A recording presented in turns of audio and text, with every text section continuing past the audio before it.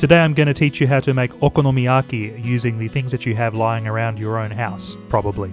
So the first thing you'll need is a quarter of a cabbage. This is about 200 grams worth by the time that we shred it up. I've washed it before I brought it over and then started cutting it. And I'm shredding it very, very carefully, making sure to keep all of the pieces the same thickness. Now I'm going to take 2 tablespoons of salt and I'm going to sprinkle this over the cabbage and then mix it through really, really carefully. It will season the cabbage, but it will also draw out a lot of the liquid that's in it, which will stop our okonomiyaki from being kind of gummy and the cabbage from steaming inside the fritter rather than cooking. Now I've got 2 to 3 stems of spring onion here, and if you keep the roots and then put them into a glass of water, eventually the roots will grow out and you can replant them and then you get free spring onions for life. So we're going to dice up the spring onion into very small pieces as well, being careful not to take our fingers off, and then we'll put that aside. You want to make sure that your cabbage and your spring onion are both chopped very finely, because otherwise you end up with great big chunks of it in the inside of your okonomiyaki and it doesn't cook evenly. For our batter goes 150 grams of self-raising flour, which is about a cup's worth, a teaspoon of salt, and we combine that together into a bowl. We get 2 eggs, which we crack on the bench, not on the side of the bowl, so that we don't force shell inside the egg, thereby contaminating it and making people sick. Now we're going to mix the egg into the flour. Then we're going to start to add some warm water. You need about 100 ml, but you want to keep a little bit more aside just in case you end up with a stiffer batter because your eggs were maybe not as wet as mine. And this is what my batter looks like at the moment. I'm going to whip that really, really well, make sure that I get any kind of lumps out of it. Now I'm going to incorporate my cabbage, which I have squeezed all of the excess water out, and now I will add that into the batter and I'll fold that through to make sure that it's coated well in the batter. The batter basically exists to bind the cabbage and the spring onions and the other ingredients together.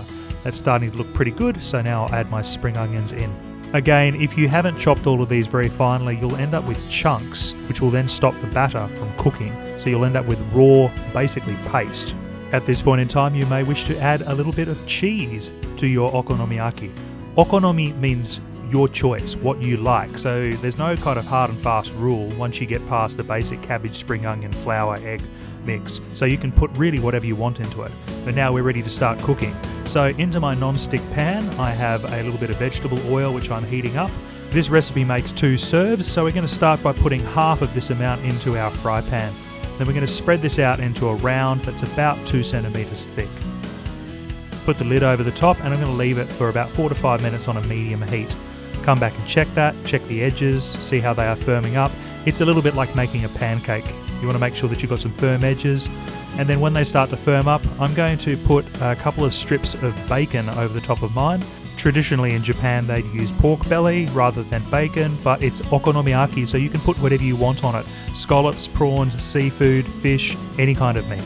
I've made sure that my bacon is embedded. I'm going to flip this over, so I'm going to make sure first of all that it's detached from the bottom of the pan, and then I'm going to see how my pancake flip goes. And almost made it. Not quite, but that's okay, I can still salvage this. Now if you're using a bigger pan, then you'll have a little bit more room to move, but everything seems good so far. I'm going to let this cook now for another couple of minutes, another 3 to 4 minutes on a medium heat, and I'm going to check the bottom. Yep, that's cooked and ready to go, so I'm going to remove it from the heat. Now to plate it up. The side that's facing down is actually going to be our top part, so we need to put this onto the plate. I'm cheating by just laying the plate over the top of the fry pan, but just use an egg slide to turn it out onto a plate. In keeping with the idea of doing this with what you already have in your cupboard, we're going to top ours with barbecue sauce and Japanese mayonnaise, because I'm surprised by how many people do have Japanese mayonnaise. Here's a little tip.